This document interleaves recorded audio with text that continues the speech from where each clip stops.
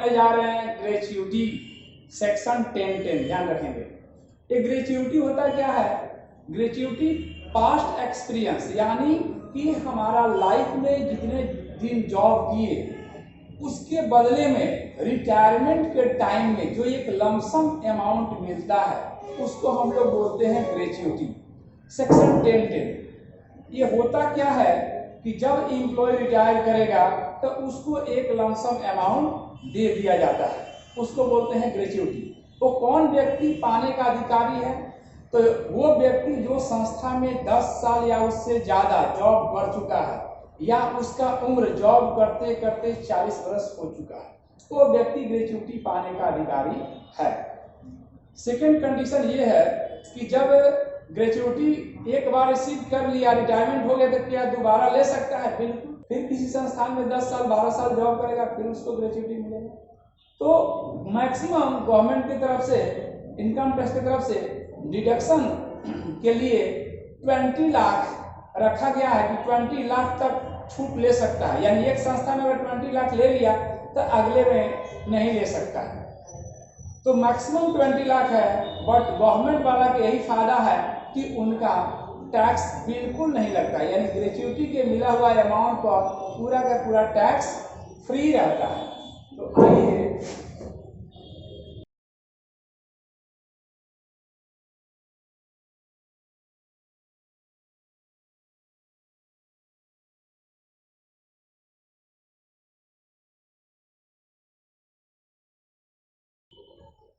Gratuity section 1010 हम लोग पढ़ने जा रहे हैं।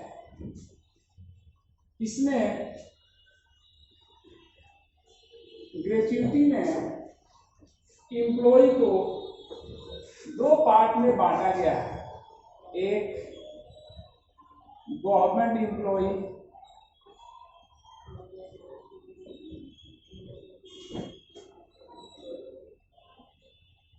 Non government employ. Government employ को मिलने वाला gratuity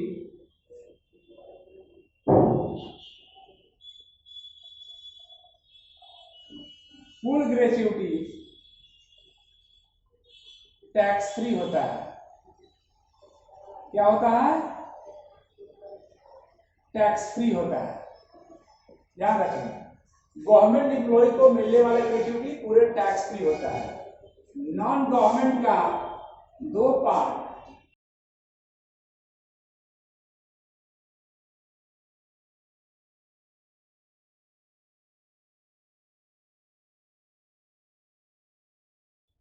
under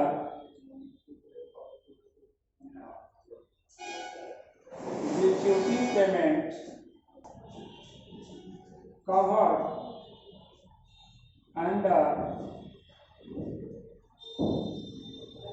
Gratuity Act 1972,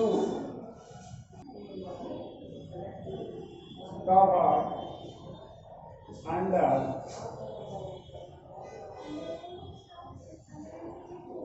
gratuity payment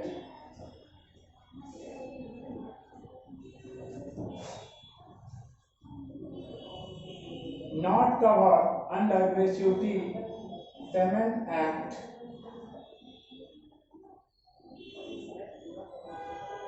1972। यानी एक गवर्नमेंट एम्प्लॉय, दूसरा non government employ. Government employ को 2 पार्ट में बांटे, एक पार्ट में बांटे जो कि पूरा का पूरा ग्रेच्युटी टैक्स फ्री होता है, और नॉन गवर्नमेंट के 2 पार्ट में, एक जो cover under gratuity payment act 1972, और दूसरा हो गया not cover under gratuity payment act 1972। तो इसमें के अंतर्गत आने वाले एम्प्लॉय को कहां तक टैक्स फ्री होता है? तो लिखेंगे पहले फॉलोइंग लिस्ट आर एग्जम्प्टेड। यानी फॉलोइंग लिस्ट, यानी तीनों में से 3 पॉइंट लिखेंगे, जो सबसे छोटा होगा वही टैक्स फ्री मिलता है। तो आइए ए नंबर लिखते हैं, actual gratuity received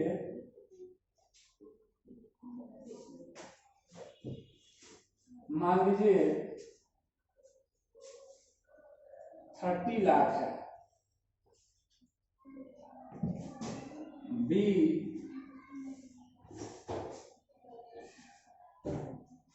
maximum limit of exam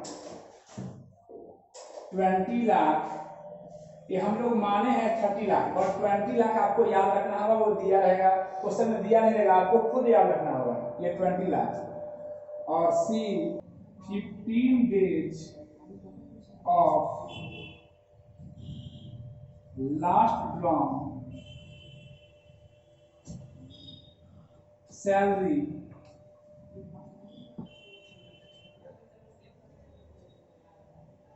into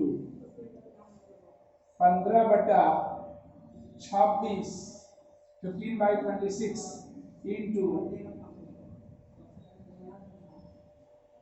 complete year service including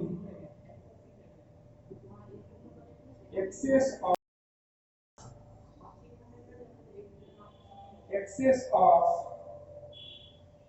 6 month। ये ध्यान से देखिएगा इसी को, 15 days of last drawn salary into 15/26 यानी 15 दिन का सैलरी, तो 15/30 होना चाहिए। अगर एक महीना में 15 दिन का सैलरी लेना है तो 15/30 कर देगा, तो हाफ निकल जाएगी। 15/26 क्यों किया है, यहाँ कवर करता है एक्ट, यहाँ पर 15/26 होता है, रूल में दिया हुआ है, ये आपको याद रखना होगा। इसलिए नहीं पूछना कि क्यों होगा, क्योंकि अगर क्यों बोलिएगा तो यही बोलेंगे कि 26 इसलिए होता है कि 4 संडे का छुट्टी होता है महीना। बट आपको फॉर्मूला ये है कंप्लीट ईयर सर्विस। अगर आप 22 ईयर 7 महीना जॉब किए हैं 7th मंथ, तो आपका 23 हो जाएगा। अगर 25 ईयर 8 मंथ जॉब किए हैं, अगर 25 ईयर 8 मंथ तो 26 ईयर मल्टीप्लाई हो जाएगा। अगर आप 20 ईयर 5 मंथ किया है, 20 ईयर यानी 6 महीना से ऊपर होगा तो 1 साल उसको मान लिया जाएगा।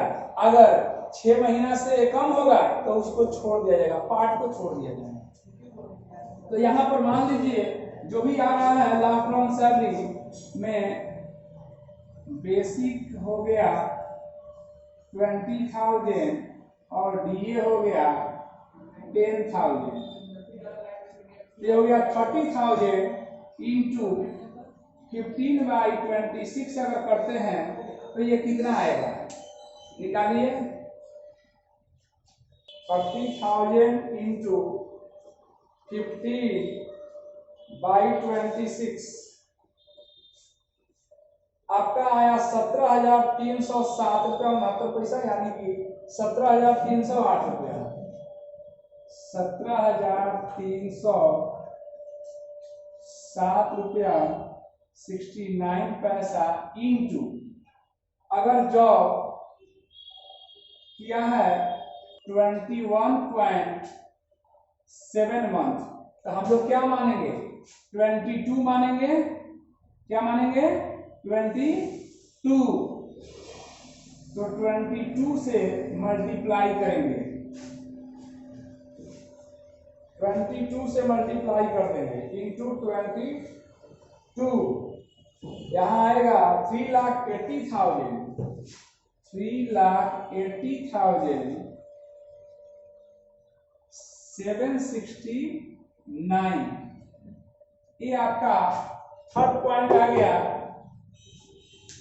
तो इसमें तीनों में से जो सबसे छोटा होगा वही आपका एग्जाम्पशन मिलेगा, यानी एग्जाम्प्ट रुपीज 3,80,769 एग्जाम्प्टेड।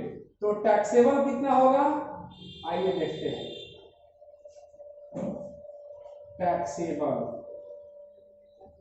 यानी मिला है आपको कितना, 30 लाख। एग्जाम्पशन कितना हुआ है 80,769, तो माइनस कीजिए 26,19,231, ये आपका टैक्सेबल अमाउंट हो गया, इसी पर टैक्स रहेगा। अब क्वेश्चन पूछेगा कि ये बेसिक डीए ही क्यों लिए, तब मीनिंग ऑफ सैलरी आपको लिख देते हैं। मीनिंग ऑफ सैलरी दोनों में अलग अलग, इसका मीनिंग ऑफ सैलरी अलग होता है, इसका अलग होता है। Meaning of salary basic plus DA, any DA means ये डीए में कोई ऐसा नहीं है कि फॉर्मिंग पार्ट चाहिए, रिटायरमेंट बेनिफिट चाहिए, ऐसा कोई जरूरी नहीं है। यानी सिंपल डीए प्लस बेसिक पर ही ये निकालते हैं। अब आइए जो ग्रेच्युटी एक्ट कवर नहीं करता है,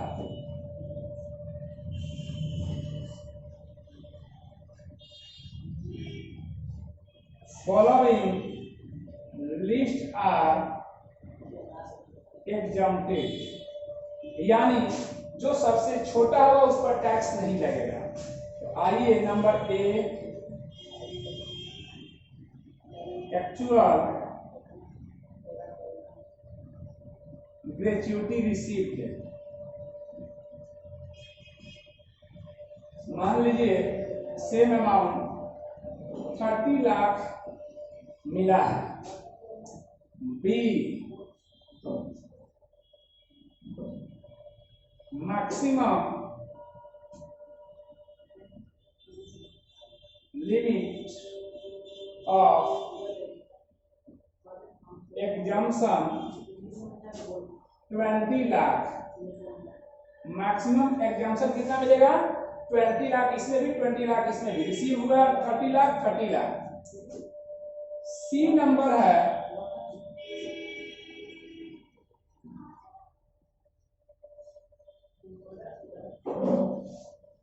15 days of 10 months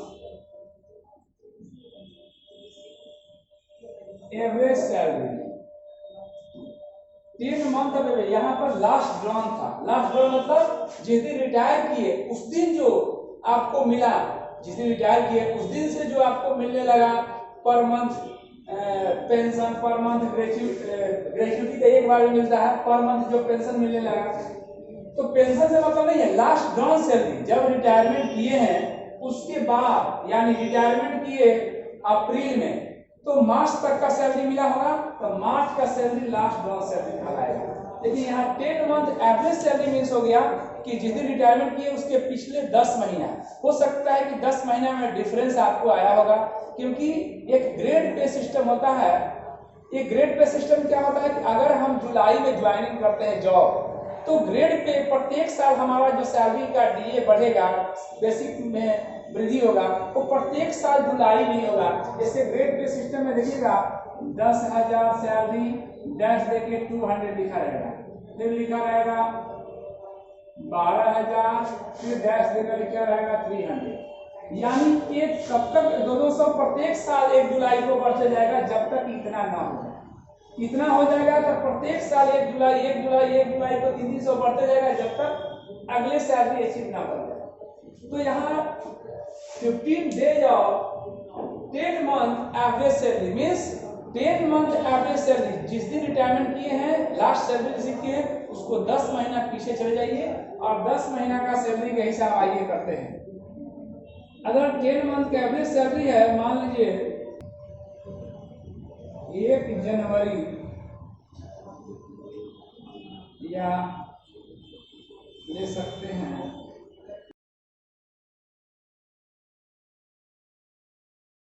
31 मार्च,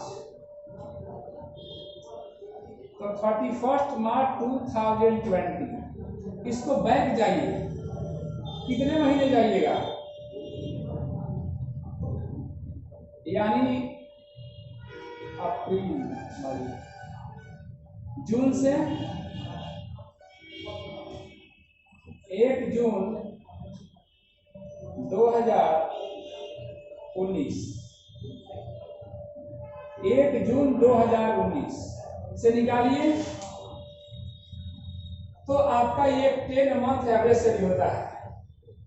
तो 10 मंथ में 1 जून से 31, यानी पूरा लिख देते हैं, 1 जून 2019 से 31 दिसंबर 2019 का सैलरी जो मिला है वो 10,000 पर मंथ मिला है।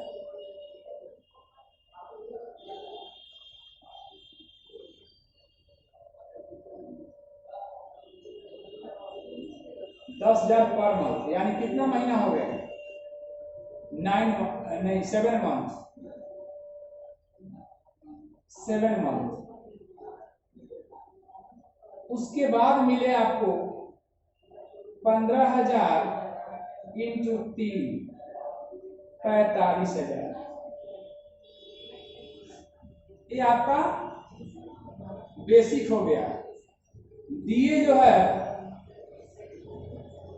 इसमें कोई परिवर्तन नहीं हुआ, अगर नहीं हुआ है तो नहीं करेंगे। तो 5,000 महीना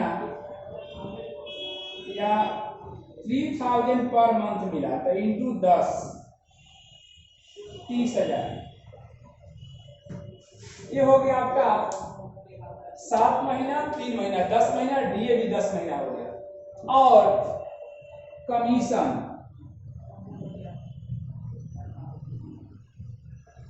commission on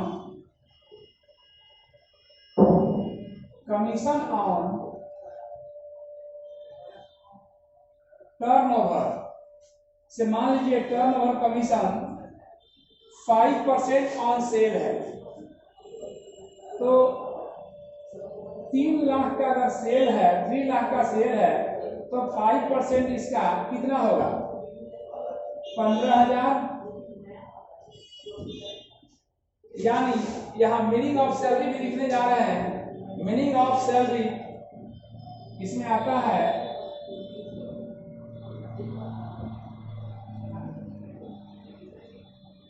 basic plus DA का फॉर्मिंग पार्ट। ध्यान रखिएगा, सिंपल डीए नहीं चलेगा, डीए रिटायरमेंट बेनिफिट वाला चाहिए, plus fix percentage of commission, turnover commission. यानी जब भी हम लोग नॉट ग्रेजुएटी कवर में आएंगे तो यहाँ पर बेसिक डीए 10 मंथ बिफोर, जिस दिन रिटायरमेंट किए हैं, लास्ट सैलरी पाए हैं, उसके 10 मंथ के करेंगे, उसके बाद एवरेज निकालेंगे।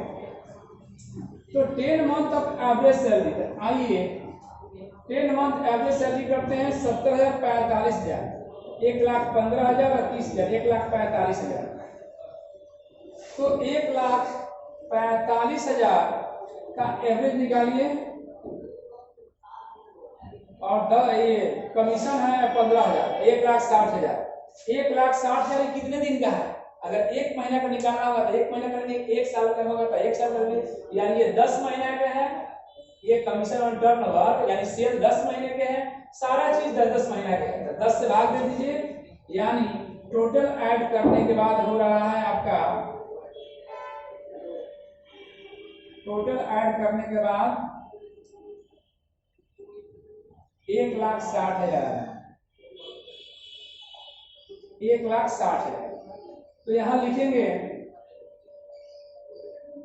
1,60,000 डिवाइडेड बाई 10, यानी एवरेज कितना आ गया? 16,000, 16,000 इंटू 15/30, इस रूल में 15/30 into complete year service. Complete year service यहाँ पर कितना किए थे? 22, यानी 21 साल 7 महीना, यानी 21.5 से ज्यादा है। यहाँ पर अगर 9 महीना 11 महीना भी ज्यादा होगा ना तो नहीं लेते हैं, यानी पार्ट को नहीं लेते हैं। एक्सेस ऑफ 6 मंथ का नहीं लेते हैं, लेस देन 6 मंथ नहीं लेते हैं, सिर्फ पूरे कंप्लीट ईयर सर्विस यानी 21 से यहाँ मल्टीप्लाई करेंगे। तो मल्टीप्लाई कीजिए 16,000 16,000 इंटू 15/30 इंटू 21 आएगा 1,68,000 1,68,000 यानी सबसे छोटा है, यानी एग्जाम कितना होगा, एग्जाम रुपीज 1,68,000 यानी जो भी ग्रेच्युटी पाने वाला व्यक्ति है उसका टैक्स में छूट मिलेगा 1,68,000 और तीनों में से छोटा है 1,68,000। ग्रेच्युटी कितना मिला 30 लाख, छूट कितना मिला 1,68,000, बाकी जो बचा वो टैक्सेबल हो जाएगा। यानी कितना हो जाएगा टैक्सेबल, तो आइए यहाँ प्लेस नहीं है, यहाँ बता देते हैं 30 लाख माइनस 1,68,000 इक्वल टू 28,32,000। ये आपका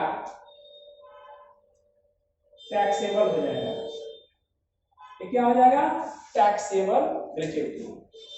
चलिए थैंक यू। कोई भी प्रॉब्लम हो तो आप कमेंट सेक्शन में वीडियो मानसून के डिमांड कर सकते हैं, जिस टॉपिक को चाहिए इनकम टैक्स में। धन्यवाद।